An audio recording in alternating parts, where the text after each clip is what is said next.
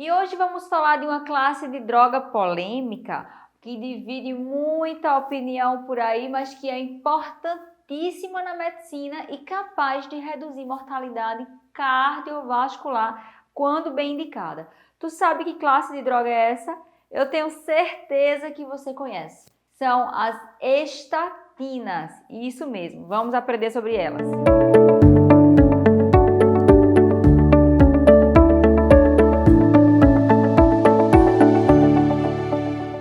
As estatinas são os fármacos de primeira linha mais amplamente estudados, sendo os medicamentos mais validados e reconhecidos na atualidade para tratamento de dislipidemias, por sua alta capacidade de redução de LDL e reconhecida capacidade também de redução de risco cardiovascular. Elas agem bloqueando a atividade da HMG-CoA redutase, que é a enzima intracelular que produz colesterol para o seu uso dentro da célula.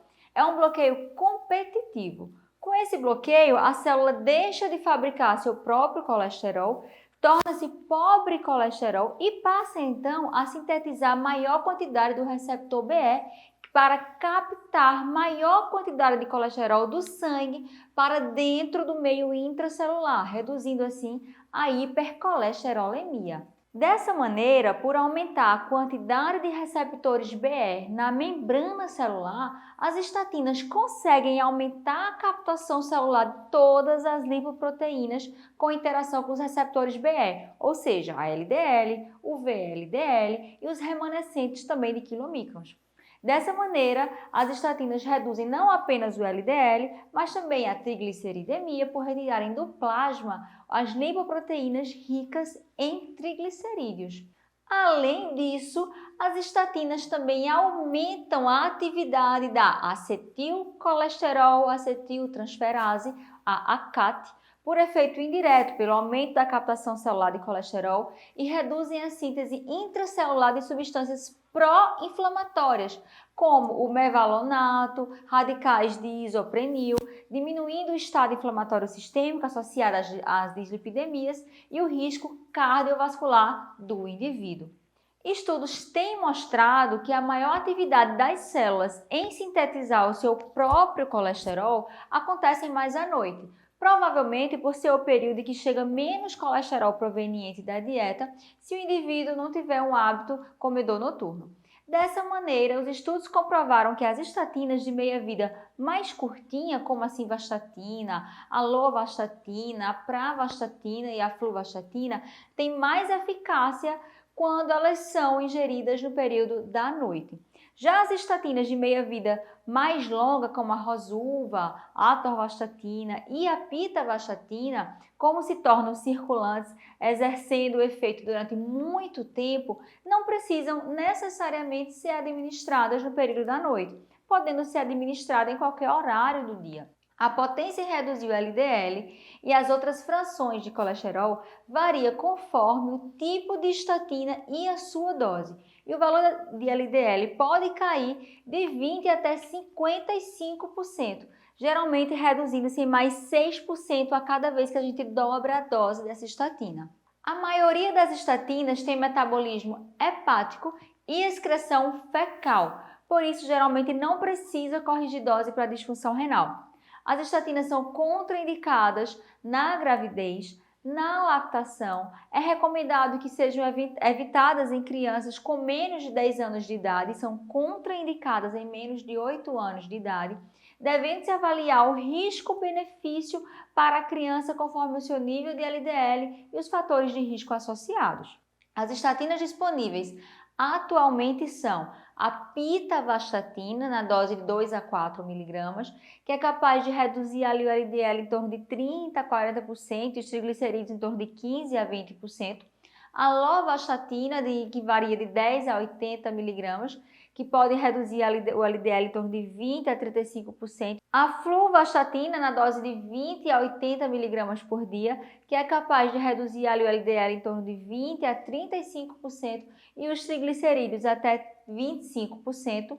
A pravastatina, que varia de 10 até 80 miligramas por dia e ela reduz o LDL em torno de 20% a 30%. e os triglicerídeos até 24%. A famosa simvastatina, distribuída gratuitamente pelo SUS, que varia de 10 a 80 miligramas por dia, mas se orienta não ultrapassar de 40 miligramas por dia. Ela é capaz de reduzir o LDL em torno de 30 a 46% e triglicerídeos até 18%. A atorvastatina, que vai da dose de 10 até 80 miligramas por dia e é capaz de reduzir o LDL até 51% e os triglicerídeos até 29%. E finalizando, a rosuvastatina, que varia na dose de 5 até 40 miligramas por dia e reduz o LDL até 55% e os triglicerídeos até 23%. O Consenso Americano da Associação de Cardiologia para tratamento das dislipidemias lá em 2013 classificou as estatinas conforme suas doses de acordo com a potência capaz de baixar o LDL da seguinte forma: tratamento de baixa intensidade é aquele que tem como objetivo a redução menor do que 30% do LDL. Por exemplo, a simvastatina de 10 mg por dia confere esse resultado, a pravastatina de 10 a 20 mg, a lovastatina de 20 mg ou a pita de 1 mg. O tratamento de moderada intensidade é quando nós temos o objetivo de baixar o LDL entre 30% e 50%. Como exemplos, a atorvastatina entre 10 e 20 mg por dia, ou a rosuva de 5 a 10 mg, a simva de 20 a 40 mg por dia, ou ainda a pravastatina de 40 a 80 mg, lovastatina 40 mg dia, ou a pitavastatina 2 a 4 mg por dia. No tratamento da alta intensidade, tem por objetivo a redução do LDL maior que 50%. E aí nós temos apenas duas estatinas com esse potencial, que é a atorvastatina na dose de 40 a 80 mg dia, ou ainda a rosuvastatina na dose de 20 a 40 mg por dia. E como é que eu avalio a indicação de fazer essa medicação? Quem é o paciente indicado para fazer uso de estatinas? Na prática, frente a um paciente com dislipidemia, é importante, primeiro de tudo, identificar se esse paciente já teve algum evento cardiovascular ou se ele tem uma doença aterosclerótica clinicamente manifesta.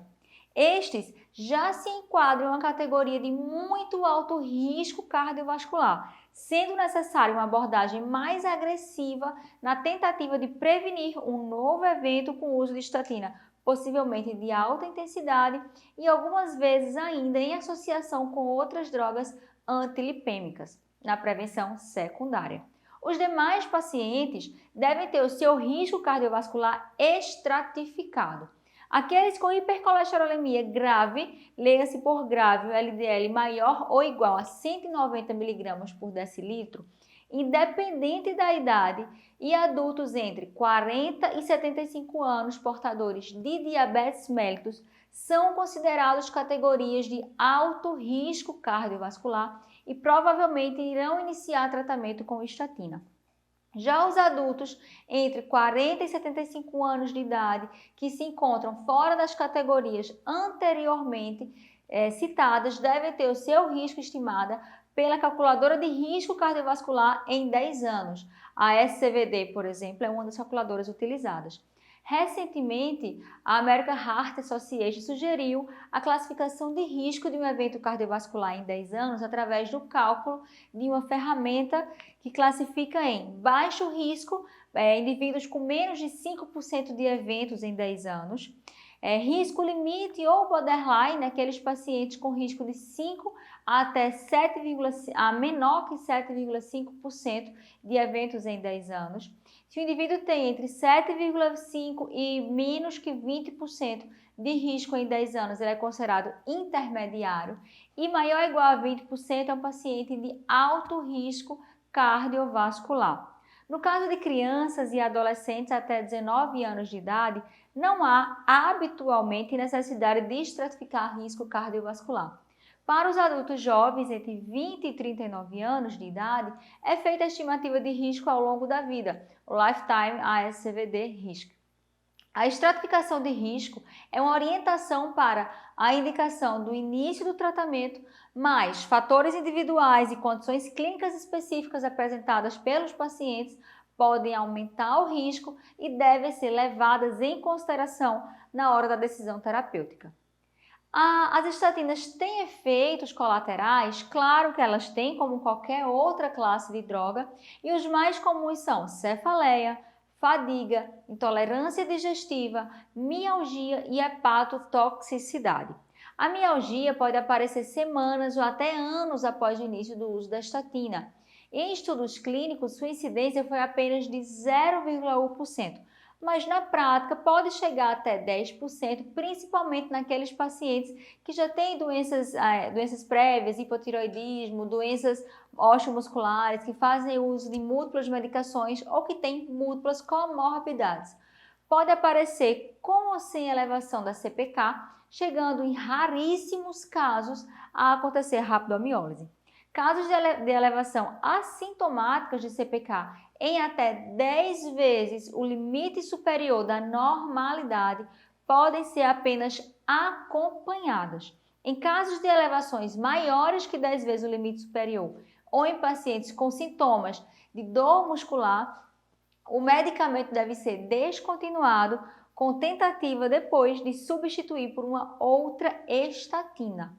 A hepatotoxicidade também é um evento adverso muito raro. Cerca de 1% dos pacientes podem ter elevação das transaminases acima de 3 vezes o limite superior da normalidade e muitas vezes essa elevação é transitória e se resolve espontaneamente.